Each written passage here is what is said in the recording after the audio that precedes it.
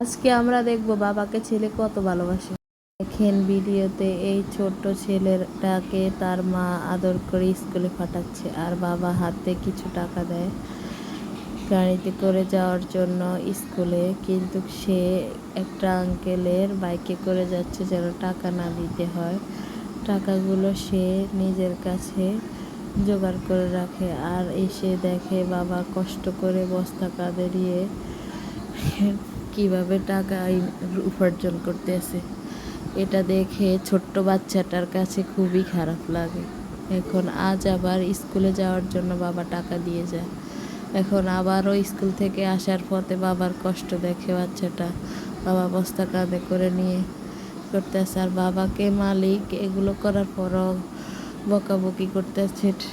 তারপরে কি করছে, বাচ্চাটা নিজেকে যে টাকাগুলো বাবা দিছে ওগুলো জমাইছে, জমানো টাকাগুলো ব্যাংক থেকে ভেঙে নিয়ে একটা ছোট্ট দোকান খুলে বসলো। সাব্বাস, এরকম সন্তানে সবার ঘরে ঘরে দরকার।